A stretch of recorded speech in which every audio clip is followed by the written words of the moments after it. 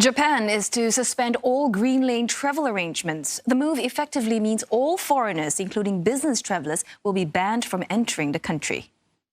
国民の皆さんの命と暮らしを守る、あらゆるリスクを予防的に取り除くために、ビジネストラックおよびレジデンストラックについては、緊急事態宣言が発令されている間、一時停止することにいたします。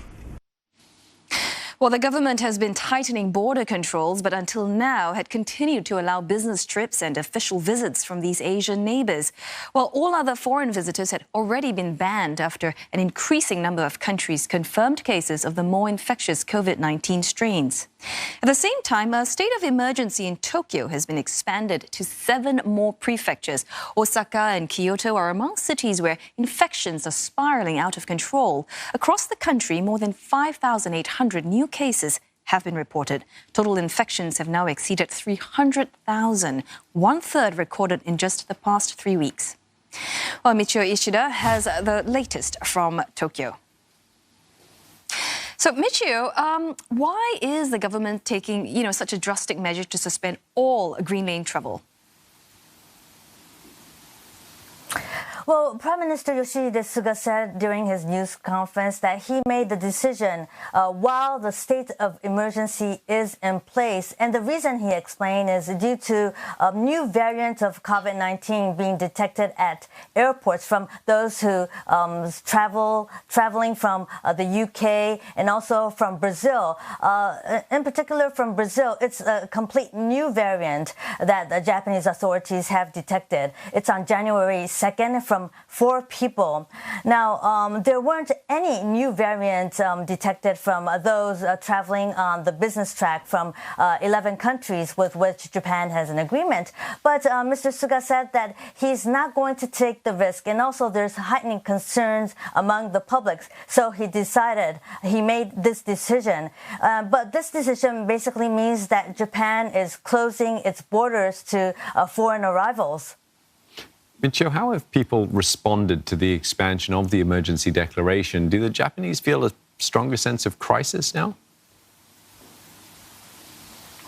Well, actually, public opinion polls conducted by Japanese media say that Mr. Suga has been too slow to call for a state of emergency.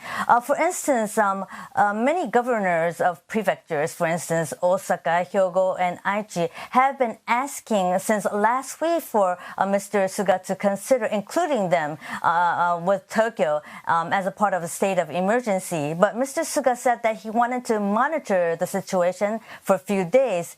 Meanwhile, daily new cases of COVID-19 increased in those areas. Healthcare workers began to feel the burden, and the situation was at stage 4. That's the worst stage.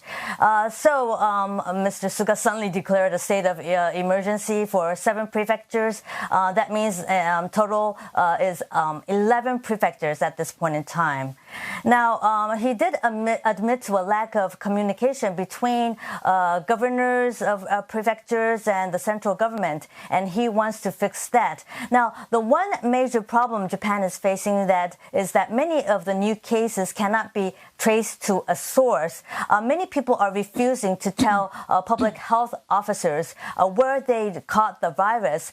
So Mr. Suga is considering revising the infectious disease law, perhaps in the coming session, which will be convened next week. And he may need to revise other laws so he can penalize people, as the Japanese people are actually not feeling so much the threat of COVID-19, as many people who are being infected are the young people who are not showing much symptoms or no symptoms at all and spreading the virus to other people, among them the elderly generation.